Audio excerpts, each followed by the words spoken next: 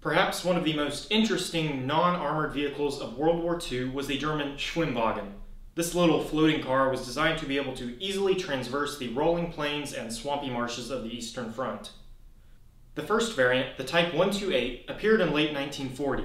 Due to its long wheelbase, it was found to be too flexible when driving over rough terrain, which caused the welds to pop loose. This would obviously cause the vehicle to lose its watertightness.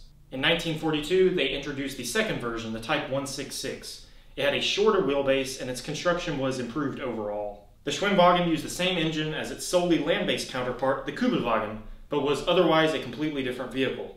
The car had the ability to mount a MG34 on the passenger side, as well as space for spare barrel containers, magazines, and rifle racks. The floorboards were raised off of the metal floor and had gaps between them to allow water and shell casings to fall through. Now, 3 different companies worked to produce these cars.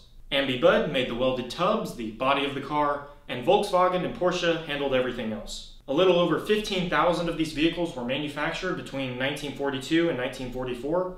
They left the factory in one of 2 colors, gray or tan. Additional camouflage was often applied once they were delivered to a unit in the field.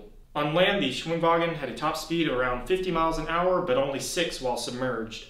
Transitioning between land and water was extremely simple. All you had to do was raise or lower the propeller. While in water, the Schwimmwagen could only travel forwards because the propeller was driven by a direct extension of the engine's crankshaft, and I'll put up a picture with some circles on it so you can see the gears that would mesh together, one being on the propeller assembly and the other being directly connected to the engine on the body of the car.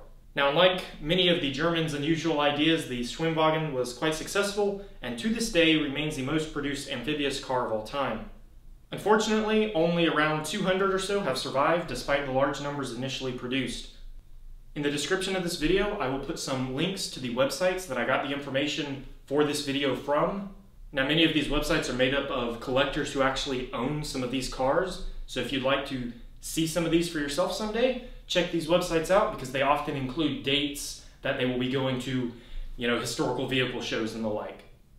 Anyways, if you enjoyed this video, please consider subscribing. I put out new videos like this on military and military history every week. Thank you.